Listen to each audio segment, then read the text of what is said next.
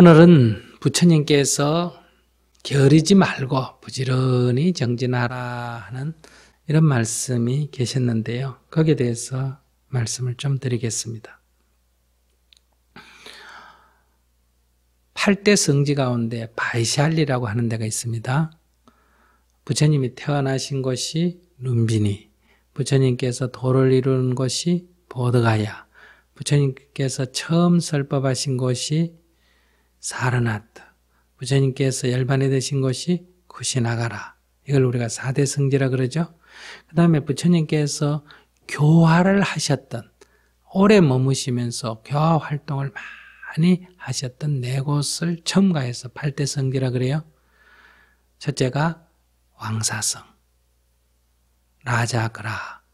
그 다음에 두 번째가 사위성, 슈라바스티. 세 번째가 바이샬리, 비하리성. 네 번째가 상카시아. 이 4개를 추가해서 우리가 8대 성지다. 또 거기다 2곳을 또 추가하기도 합니다. 부처님께서 29년이나 살았던 카필라성, 그리고 부처님께서 6년 고행했던 정각산. 이렇게 하면 10대 성지가 되게 되는데요. 이 8대 성지 가운데 바이샬리, 아주 유명한 곳입니다. 부처님께서 가장 사랑했던 도시다. 이 도시는 절대 왕국이 아니고 부처님 당시에 공화제였습니다. 아주 민주적인 그런 국가였다. 그래서 부처님께서 늘 이 바이샬리를 아끼고 사랑한 그런 얘기가 많이 나옵니다. 이 바이샬리를 이루는 왕족 가운데는 리차비족도 있고 바찌족도 있습니다. 그러니까 여러 종족이 아주 민주적으로 그렇게 하나의 도시국가를 형성하고 살았던 것 같아요. 이 리차비족은 아주 화려하고 상업이 발달하고 굉장히 진보적이었던 것 같아요. 반대로 이 바찌족은 굉장히 민주적이고 아주 성실하고 그랬던 것 같아요. 그래서 부처님께서 이 리차비족을 칭찬한 얘기도 나오고 이 바찌족을 칭찬한 얘기도 나옵니다. 근데 이 바찌족들은 잘 때 이 볕단을 비고 잔답니다. 잘 때. 왜 리차비족은 이 볕단을 비고 자는가? 그거는 이웃의 큰 나라인 이 마가다국, 이 나라로부터 이웃의 강대국이 있으니까 늘 이 침공을 받는 그런 어떤 위협을 느끼고 살아가는 거예요. 작은 나라지만은 큰 나라에 굴복도 안 하고 자존을 유지하기 위해서는 아주 깨어있는, 자기 나라를 아끼는 그런 어떤 부지런한 정진이 있었다 그래요. 그래서 이 바찌족은 나라가 망하지 않는 7가지 법, 부처님께서 하신 그것도 지켰잖아요.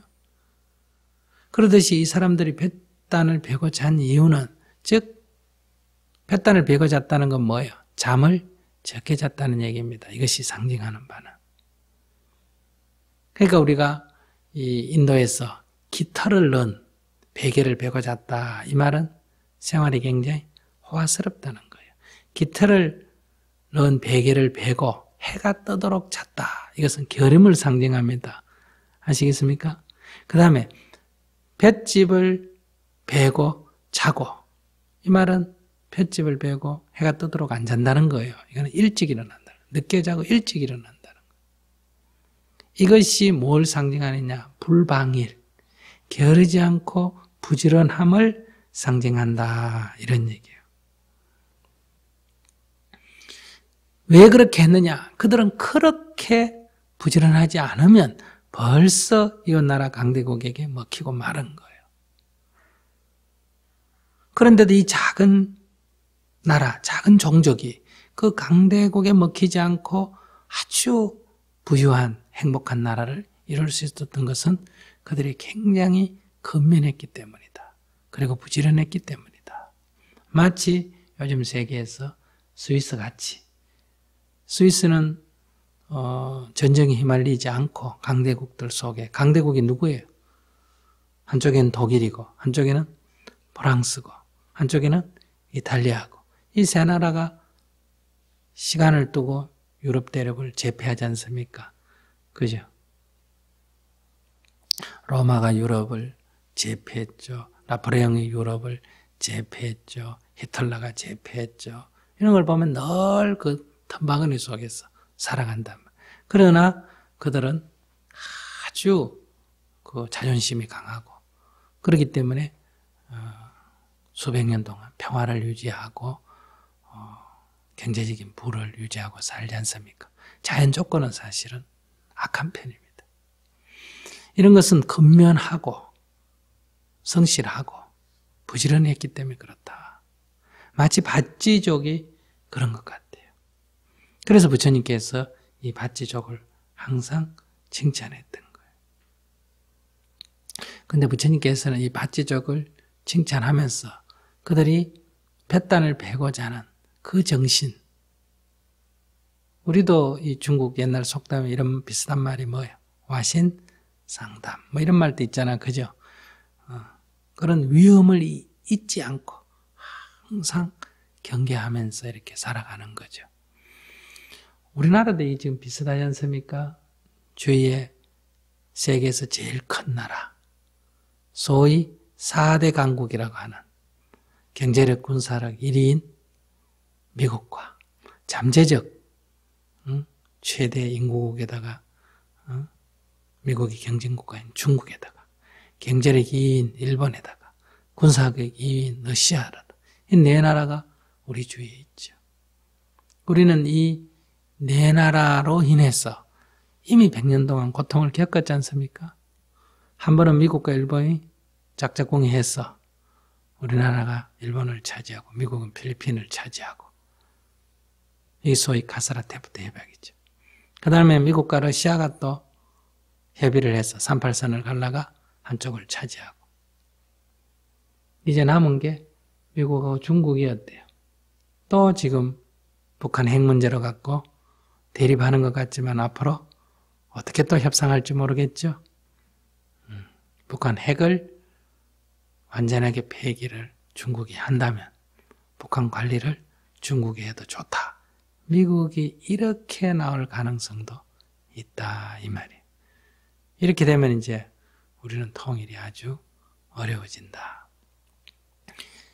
이런 어떤 어려움 속에 지금 우리가 놓여 있습니다. 그래도 우리는 우리가 어떤 어려움 속에 놓여 있는지를 잘 몰라.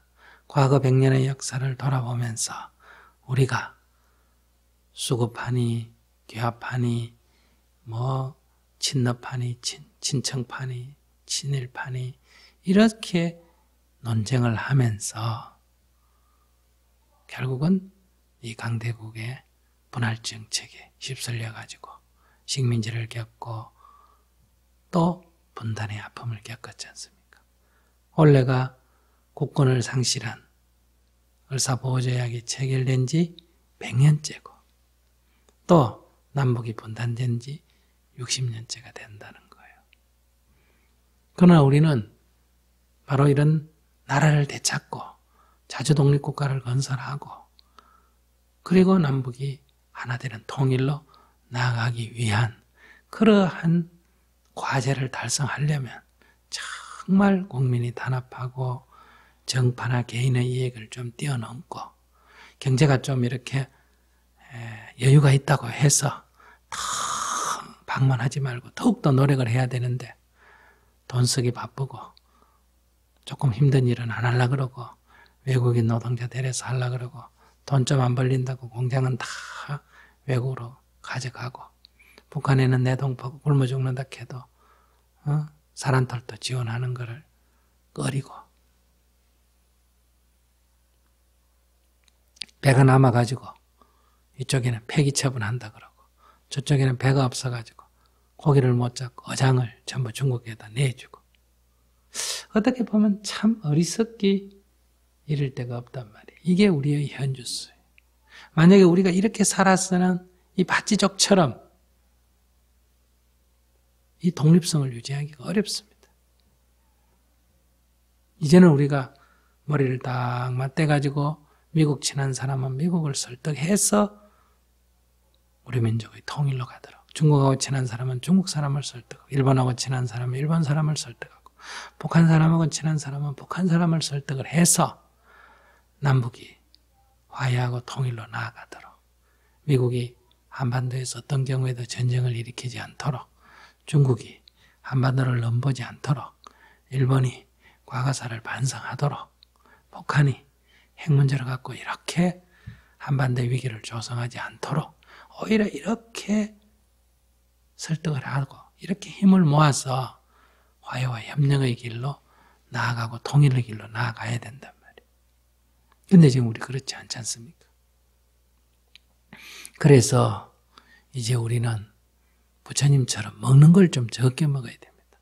부처님 하루 한 끼 드셨고 얻어 드셨지 않습니까? 그래 오늘 우리는 그렇게는 못한다 하더라도 음식 좀 적게 먹고 남기지 말고, 그래서 버리지 않으면 환경이 오염이 안 되고 식량을 아끼니까 경제적으로 이롭고, 남은 식량을 북한에 배고픈 사람들에게 보내서 그들의 건강을 회복하도록 하고 또 제3세계도 보내고 내 건강도 좋고 경제적으로 이익도 되고 환경도 아끼고 남함도 돕고 이런 일석사조의 일이 있단 말이에요. 근데 그게 먼 게 아니에요. 밥 먹을 때 잠깐 방심하느냐 안 하느냐 여기에 달려있는 거란 말이에요. 그리고 우리는 입는 것도 부처님을 좀 닮아야 됩니다. 부처님은 남이 입다가 버린, 시체를 사서 버린 그 분소히 한 벌 입고 사셨지 않습니까? 그런데 오늘 우리가 부처님처럼은 못 산다 하더라도 지금 남 입다가 안 입는 이 중고 옷도 딴 나라 옷에 비하면 어때요? 고급에 속합니다. 딴 나라는 이게 가서 다 팔리지 않습니까? 비싼 값으로. 지금 있는 옷만 해도 아마 죽을 때까지 다 못 입을 거예요. 옷장을 열어보면 그저 자기들은 옷장이라는데 내가 보기엔 쓰레기장이야. 꽉 옷 쓰레기를 쌓아놓고 매일매일 입을 때마다 어느 거 입을까 골리고 머리 아프게 그렇게 하지 말고 좀 간소하게 하고, 그리고 안 입는 옷이 있으면 공연히 그렇게 쌓아두지 말고 깔끔하게 정리해서, 지금 북한에 옷이 없지 않습니까? 그죠? 그래서 옷을 보내고 또 북한이 아니라도 옷 없는 날에 옷을 보내고 이렇게 우리가 입고 사는 것도 좀 간소화하는 게 필요하다. 그 다음에 자는 거. 지금 이 아파트를 서울 근교에 엄청나게 짓고 또 짓고 또 지어도 모질해잖아. 그죠? 값은 자꾸 오르고. 왜 그럴까요? 한 사람 두 사람 사는데 그저 10평 20평만 해도 되는데 30평 50평 80평 100평 이렇게 늘려가니까 내 집이 없는 사람은 그대로 있어요. 아파트는 수도 없이 지어지는데도. 그래서 늘 텅텅 비워놓고 거기 난방비 들죠, 에어컨비 들죠, 관리비 들죠. 쓰지는 거의 않죠. 그것도 한 집만 안 갖고 그것도 또 2개씩 3개씩 가지고 있고. 이런 생활이 좋은 생활이 아니다. 이것은 많은 자원을 낭비하고 빈부격차로 인해서 가난한 사람에게 아픔을 주고 또 환경을 많이 파괴하게 됩니다. 이런 데서 우리가 이 생활을 조금 간소화하는 게 좋다. 일본에 가보시면 알지만 정말 집들을 다 조그맣게 해서 아주 깔끔하게 해서 이래 살지 않습니까?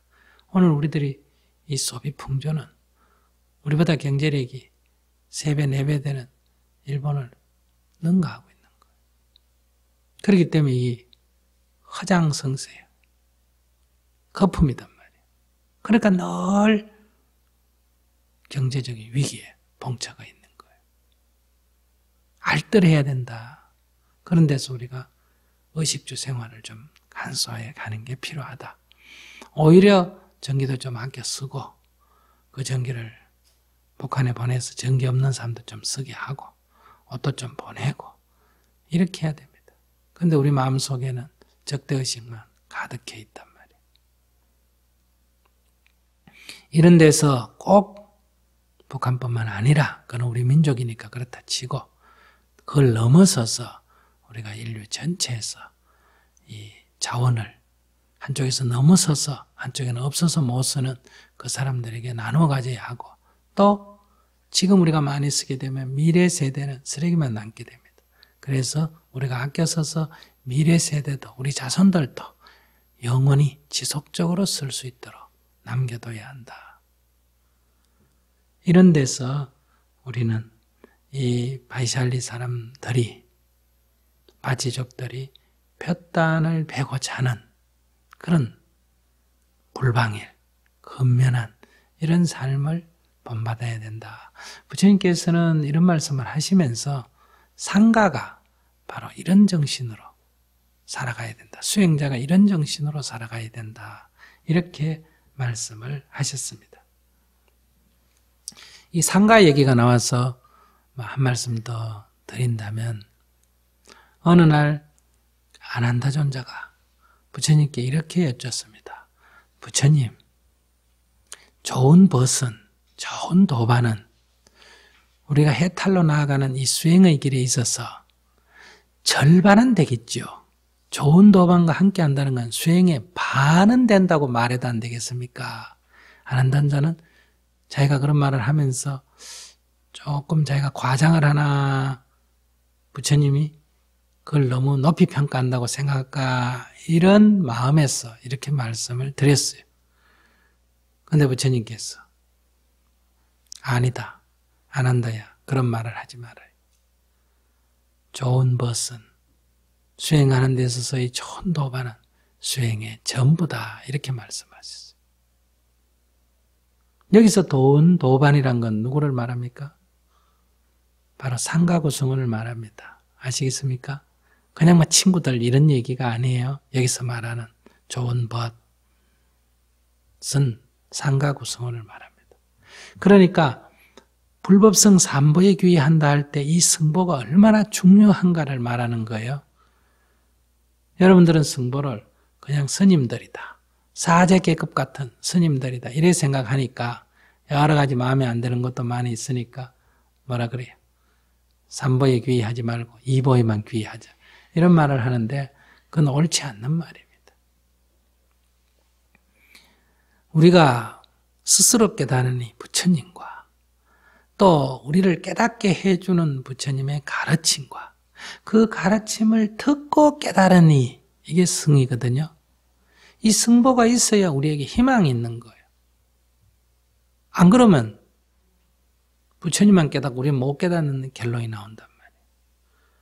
그러니까 스스로 깨달으니 부처님, 우리에게 좋은 법을 가르쳐준 그 부처님을 우리가 존경하고 부처님께 귀의해야 됩니다. 또한 오늘 우리가 만날 수 있는 것은 부처님이 아니라 부처님의 법이란 말이에요. 우리를 깨닫게 해주는 그 좋은 법을 우리는 존중하고 법이 귀의를 해야 됩니다. 완전하게 믿고 따라야 된다. 그러나 동시에 그 법을 받아 지녀서 깨달으니 그래서 자기 운명을 바꾼 사람, 이 수행자들, 이 승보가 있기에 나도 가능한 거예요. 그래서 우리가 수행을 하는 길에 있어서 등산에다 비유한다면 우리가 올라야 할 목표, 그게 붓다란 말이에요. 정상이. 그러면 그 정상으로 나아가는 길 안내도, 지도, 이게 뭐냐? 이게 법이란 말이에요. 그러면 함께 등산을 가는 사람들이 이게 승이에요. 그때는 좋은 안내자, 경험 있는 안내자가 필요하지 않습니까? 그런데서 우리는 스승이 필요해요. 또 등산을 하다 보면 어떤 사람이 처음에 앞서고 나머지가 뒤서고 앞에 사람이 안내하지만은 때로는 어때요? 그 사람이 지치게 되면 뒤에 가던 사람이 그 사람을 밀어주고 다시 또 끌어주고 이렇게 함께 가지 않습니까? 그러니까 이 같이 가는 등반하는 도반들 서로 의논해서 지도를 잘 보고 정상에 이르러서 우리가 야호하고 괌도 치고 그러지 않습니까? 그러니 이 승보가 얼마나 소중한가 하는 것을 알아서 혹시 여러분들이 조금이라도 마음 상했다고 3버에 귀의하지 말고 2버에 귀의하자. 성보는 빼자. 이런 말을 하는 것은 절대로 안 됩니다. 그건 성보의 의미를 몰라서 그렇다. 성보가 있음으로 해서 우리도 붓다가 될 수 있는 희망이 있는 거예요. 우리도 다 그 법에 귀의해서 수다원가 이상이 되면 다 성보의 일원이 되는 거고, 이런 도반들이 있기에 우리가 깨달음의 길로 한 발 한 발 나아갈 수가 있다. 좋은 스승 만나고 좋은 도반을 만난다는 것은 바로 수행의 전부다. 이렇게 말한 부처님의 말씀을 우리가 꼭 기억을 해야 합니다. 그때 부처님께서 뭐라고 하셨느냐? 이 좋은 법과 함께 있음으로 해서, 즉 도반들과 함께 수행 정진함으로 해서 우리는 늙지 않으면 안 되는 이 몸을 가지고, 늙을 수밖에 없는 이 몸을 가지고 늙음으로부터 자유로워지는 상태에 이를 수가 있다. 우리는 병들지 않으면 안 되는 이 몸을 가지고 좋은 도반들과 수행함으로 해서 병듦으로부터 자유로워진다. 우리는 죽지 않으면 안 되는 이 몸을 가지고도 죽음으로부터 자유로워진다. 이게 우리가 생로병사를 벗어나는 길이에요. 우리가 이 늙고 병들고 죽을 수밖에 없는 이런 유한한 육신을 가지고 있지만은 부처님법에 귀의해서 수행 정진하게 되면 우리는 늙음으로부터 자유로워지고 병듦으로부터 자유로워지고 죽음으로부터 자유로워진다. 늙음이 나를 도무지 괴롭힐 수가 없고, 병듦이 나를 괴롭힐 수가 없고, 죽음이 나를 두려움에 빠뜨리지 않게 된다. 이루어진 것은 다 흩어진다는 그러한 무상의 원리를 우리가 안다면, 태어나는 것은 죽기 마련이라 하는 이런 자연의 이치를 우리가 안다 그러면 이 몸이 늙고 병드는 것은 하나의 현상이다. 다만 내가 집착하기 때문에, 진실을 알지 못하기 때문에 늙음을 괴로워하고 병듦을 괴로워하고 죽음을 두려워한다 이거예요. 그러니까 수행자는 몸이 늙음을 하나의 현상으로 봐야 하며, 몸이 병들었을 때도 하나의 현상으로 봐야 합니다. 괴로움으로 보지 않는다. 유마가사 같으신 분은 몸이 병드니까 그 병든 몸을 가지고 숫제 교화의 방편으로 써버렸잖아요. 건강해야 교화하는 게 아니에요. 병들면 병듦으로 교화한다. 우리가 어떤 어려움에 처했을 때 어려움을 극복해야 다음에 편안할 때 교화하는 게 아니고, 그 어려운 가운데 어려움을 극복하는 그 모습을 가지고 세상 사람을 교화하게 된다. 이것이 바로 물에 빠진 짐에 진주주개를 줍는다 하는 원리예요. 넘어진 짐에 동전을 줍는다. 돌에 걸려서 넘어진 짐에 다른 사람이 또 걸려서 넘어질 그 돌을 뽑음으로 해서 내 하나가 넘어짐으로 해서 무수한 아이들이 넘어지지 않도록 한다. 그렇기 때문에 그 넘어진 것은 도리어 잘된 결과를 만드는, 이것이 수행이고 보살행이다 이 말이에요.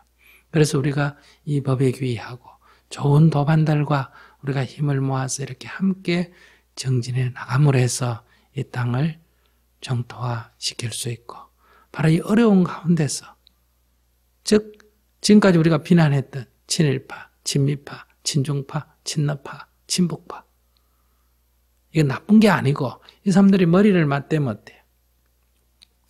이런 사람이 있음으로 해서 미국을 설득하고, 이런 사람이 있으면 일본을 설득하고, 이런 사람이 있으면 중국을 설득하고, 이런 사람이 있으면 러시아를 설득하고, 이런 사람이 있으면 또 북한을 설득하고, 그게 다 재료가 돼버려요.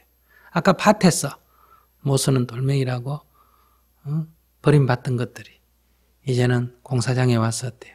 좋은 건축 자재가 되는 이런 원리가 바로 이 불법이다. 그래서 우리가 이 상가에 귀의해야 합니다. 법에만 귀의할 게 아니라 그 법을 믿고 따르는 수행자들과 함께하는 것이 매우 필요하다. 그런 데서 좋은 버스의 만남은 수행의 전부다 하는 부처님의 가르침을 우리가 다시 한번 새겨보시기 바랍니다.